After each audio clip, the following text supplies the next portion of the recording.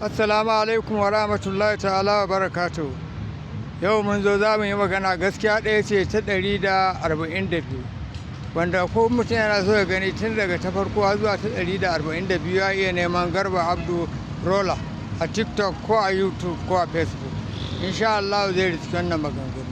Maganar da za mu yi yau za mu yi ne akan maganar hari da Amerika ta zo ta karɓi ɗanta da aka kama har ta sallafi wasu mutane. Ta sallama wasu mutane ta kwato su waɗanda bandit yan garkuwa da mutane suka yi, sai kuma da tallafi da wannan ya cire maganar tattalin arziki da Tinubu yake yi, sai kuma maganar da kawu Sumaila da kuma wani barista suka yi. To duk za mu yi magana akan wannan.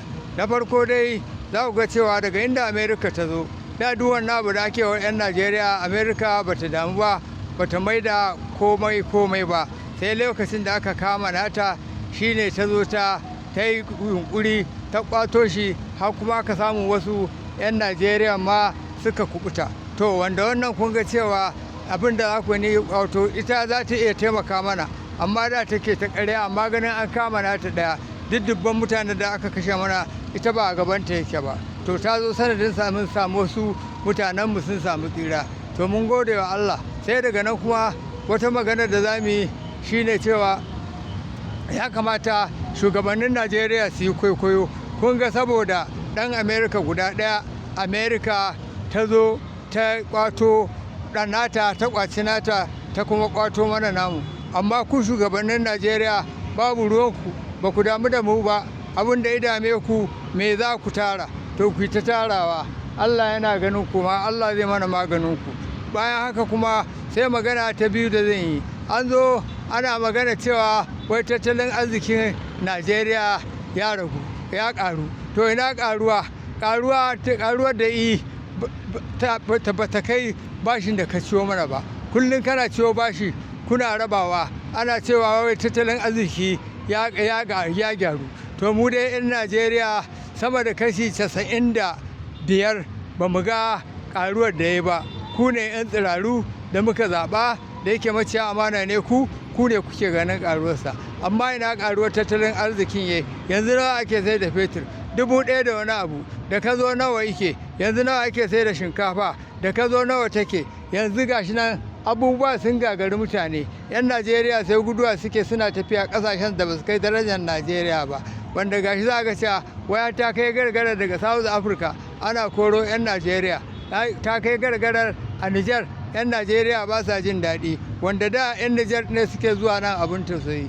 Saboda haka gaskiyar magana wannan bashi ba mu yadda ba. Idan ana so mu gane cewa tattalin arziki ya gyaru, to duk bashin da aka ciyo sai a mayar. Wanda kana jin yanzu biliyan nawa ake bin mu, tunda ake ba taɓa bin Najeriya 1/10 na wannan kuɗin da ka je ka siyo mana ba a tarihin Najeriya.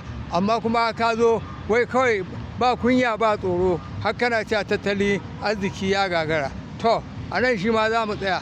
Bayan haka kuma sai wani abin takaici da na ga ya samu, an yi bayanin nan da aka yi, gaskiya na yarda da shi, to amma kuma akwai gunta fa aka samu tasgaro. Ina ganin ko a garin azarbaɓi ne ko menene ba a yi bincike ba. Aka zo aka ce lokacin wanda yi wannan magana kuwa ba kowa ba ne illa honorable kawu Sumaila, sanata, yana magana ko daɗin magana ya ji, da yake ana cewa shi mai magana ne, izo yake cewa wani ya tambaya wane ne shugaba ɗan arewa wanda ya fi kishin arewa, wai sai ya ce Babangida.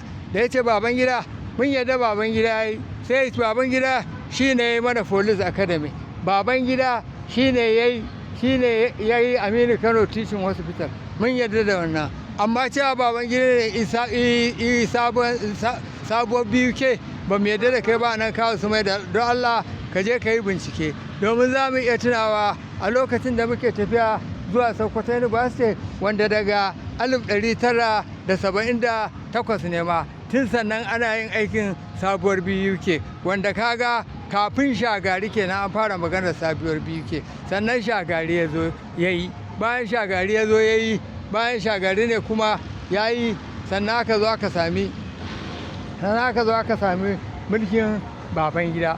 Saboda haka a gaskiyar magana ba lokacin Babangida aka yi ba. Ya kamata inda kake mai yawan bincike ka rinka bincika abu daidai wa daida kafin ka zo ka yi magana.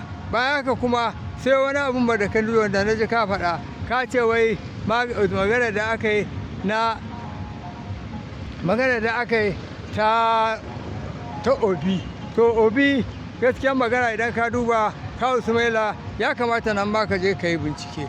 Obi dai alal haƙiƙa za ka tarar cewa Obi bai yi mulki a Imo ba, kuma wannan abu da aka yi a Imo ne.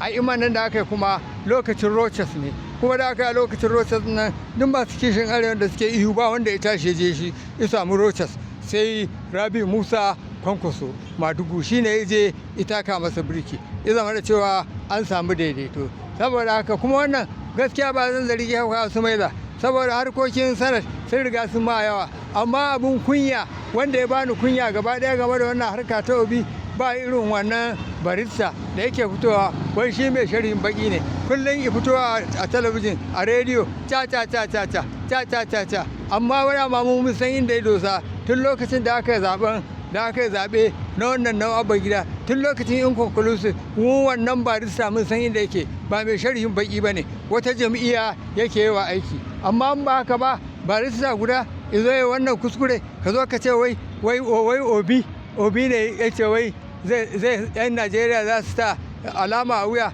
Ai ba Obi ne ya faɗa ba. Yawa idan za mu iya tunawa gaskiyar magana Rochas Okorocha ne ya faɗa, kuma a Imo State ne, shi kuwa Obi ai gwamnan Enugu ne. Saboda haka da Allah da Annabi barista an za a yi magana a rinka yi, saboda akwai mutane da suke suna dan sauraron abubuwa kuma suna bin sa. Saboda haka jama'a nan zan dakata, ban fara dan mu daina ba, bakin rai bakin fama, turnuku faɗan iblisai, yaro bai gani ba balle ya raba. Allah ka mana maganin duk wani azalimi a Najeriya, Allah ka mana ƙarshen sa, duk wata azalima gwamnati Allah ka mana ƙarshen sa, Allah ka nemo mana mafita. Inna lillahi wa inna ilaihi raji'un.